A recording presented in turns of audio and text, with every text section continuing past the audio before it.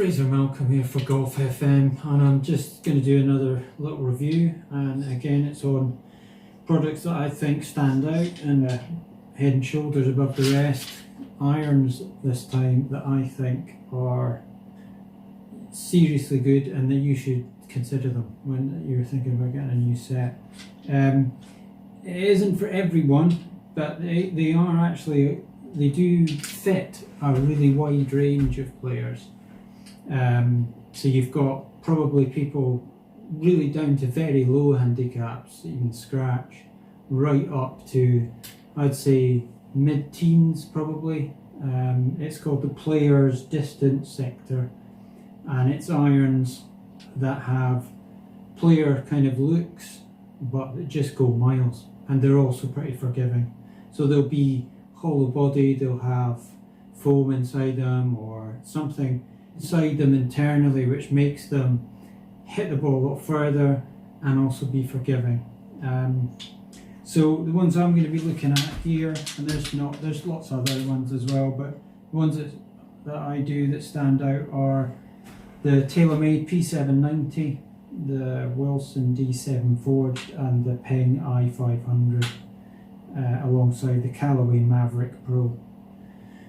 So I'm just going to hit a few of them and just talk about them a little bit. Not going to get into too much technical detail, because really you need to get fitted for these, and it doesn't really matter what I say about how they're hitting them. It's you that needs to go and get fitted and try them. But I just want to talk a little bit about them if you are thinking about getting a set. And these are four that I really don't think you could go wrong with. So first one we'll have a look at is probably the Taylormade P790, and that is a club which I've sold a lot of. As soon as you put it up against anything else, it tends to do well. It goes a long way. I mean, they're all strong lofted. That makes a bit of a difference. You know, you're looking at 7 irons, which probably had I've got 6 iron lofts effectively, but you're still hitting and using something which is 7 iron length. So when you're standing on a par 3 or something, and you're used to hitting a certain club, say an 8 iron all your days, and then you go and take a set of these out, well, you'll be hitting a 9 iron, or maybe even less than that sometimes, depending on what you had before. But that's a nice confident feeling. You're hitting a shorter shaft, which means you're going to have more control, and you just generally feel happier about it. You're hitting less club. So I'll hit a few and just see what sort of figures we get against each other, and talk about the feel. I've got an S300 Dynamic Gold 120 shaft in this, which is pretty much what I would use. So I'll just have a shot here, see how it goes. That felt like an okay strike. A little bit left. You can see immediately that's a 7 iron gone 190. And one of the things that I hear a lot of people talking about is, oh yeah, it's never going to stop when it hits the ground. But the thing about that is that's 190 yards, so was a 5 iron previously in an old set going to stop that quick? You've got to think about the distance it's hitting. And actually, yes, it will stop quicker because it's going a little bit higher than you might have hit your 5 iron. If you're using a shorter shaft, it's a slightly more upright swing. So try one more, see how we go.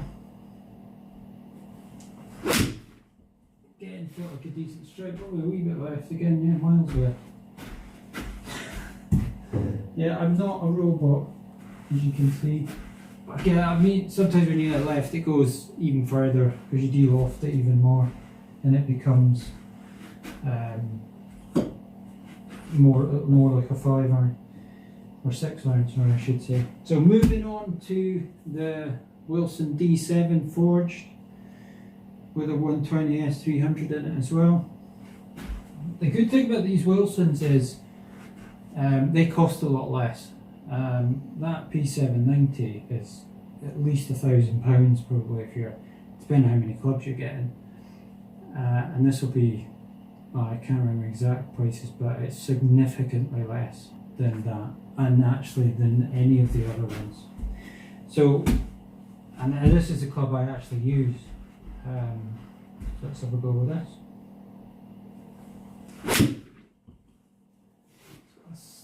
That almost felt slightly softer to me than the P790. P790 is forged as well.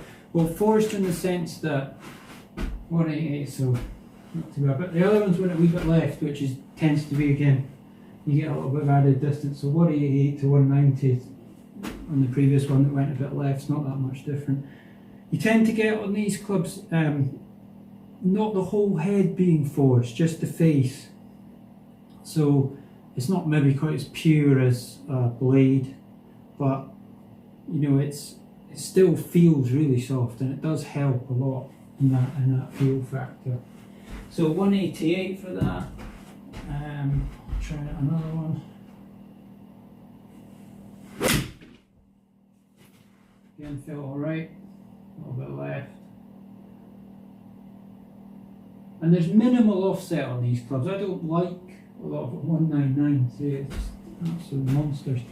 I don't like a lot of a club that looks left, because my mess is left, as you can see, or Kinetic right as well. If anyone's played with me, I'll tell you. But so I don't like offset, and that 7 iron there for me has got virtually nothing, no offset on it, and that's probably one of the only things you have to take into account if you're thinking about getting a set of these. Is, are you a player that might actually need a little bit of offset? That's why I say it wouldn't go much above mid-teens, because you tend to get people who are higher handicap, so that tends to be their messes on the right, and so you need an offset club for that, because it just sort of squares the face a wee bit later and just stops it trying to drift right on you. So better players don't tend to want, somebody who misses it left doesn't want offset. They want it to be nice and square when they set the club down. These all kind of do that for me. This is now the Ping I500, forged again, really nice looking club. I was very close to thinking about getting a set of these. Same shaft, dynamic gold F300, 120 from me. Pretty similar to what I use. I use the AMT dynamic gold. I don't know if that was as good a strike as that left, so still gets into 183. Try another one.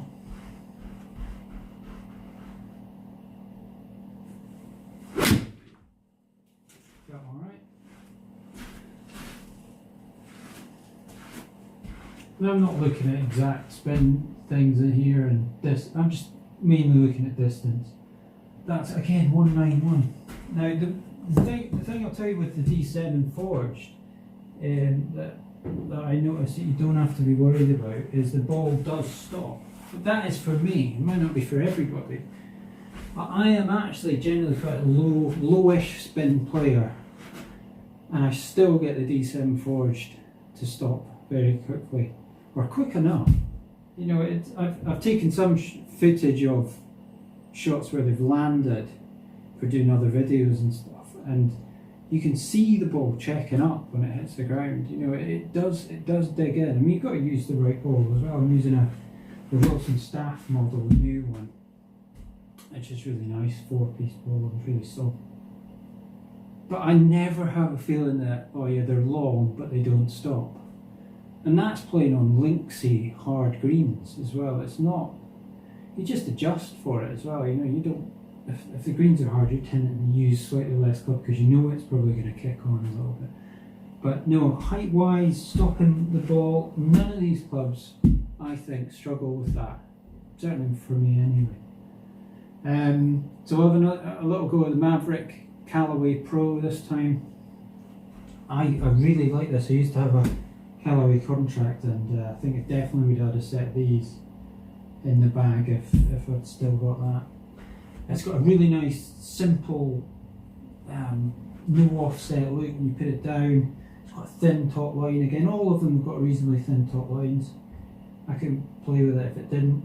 And yeah, I mean, it probably looks like it's got the least help when you put it down out of all of these, but it does pack a punch. It does go a long way. As hopefully I'll show you here. No, that was a thin strike. Straight for once, ish. I'll get out of the way of this. Blocking the numbers, probably blocking the numbers the whole video. 188. At least I'm telling you what they are. Another one. That felt good. Probably left, yeah. Need to work on the game. Again, it gets up into the 180. So you can see they are all very similar. And if somebody tries to tell you that one is a lot better than the other, they're making it up, because they're all very, very similar. They're just, the good thing is they're all really good. They all have a really soft feel and look really good. And the only downside, as I say, is they're quite expensive. The only thing I'm going to do now is just hit a couple of clubs which are similar in terms of the next step down, maybe in distance, and you might think the looks are better. So let's have a look at these. I've got the Wilson Staff model blade. I thought I'd try and hit a blade, modern blade, against these and just see what the difference is. And also the Callaway Apex Pro, which you would think's got a cavity in it and would be maybe quite similar to these, and it is good. These both are decent hitting distance wise, but I'll just hit them and hopefully demonstrate that they're not quite in the same league as these other ones. So this is the Staff model blade.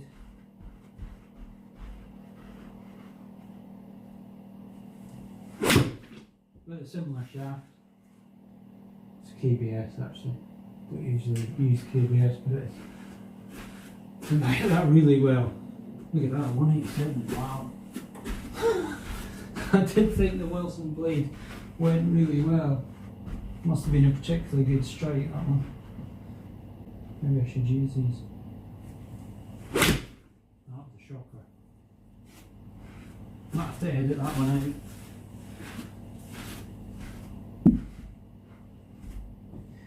But was it a shocker? Slightly, because blades are not as forgiving.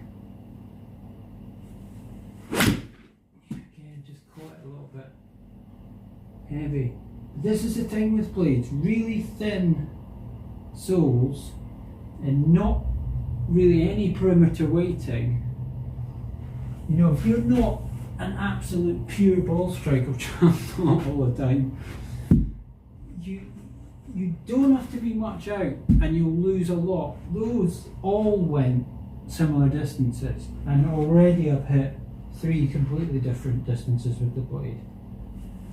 That didn't feel very good. And you know all about it with the blade when you don't hit it. Which some people think is a good thing, but because it's showing up things in their swing that they might need to go and work on. But to be honest, I'd rather just get away with it. So 174 again. I mean, I did hit a big one to start with. There went a wee bit left, so I might have de-lofted it. And let's try the Apex. It's definitely more inconsistent. Apex Pro.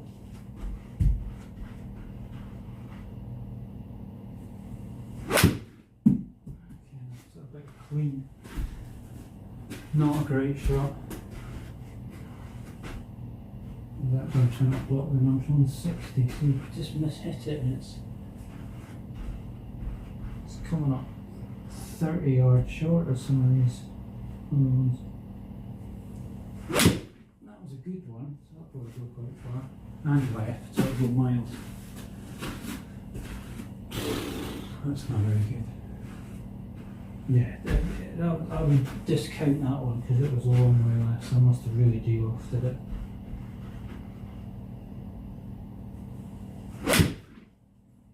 Hold that one a bit straighter.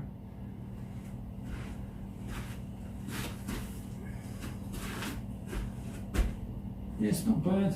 It's not bad. Now if I zip back to Taylormade P790 again, same again, 7. These are all 7 irons. Now if I hit that, that's amazing, but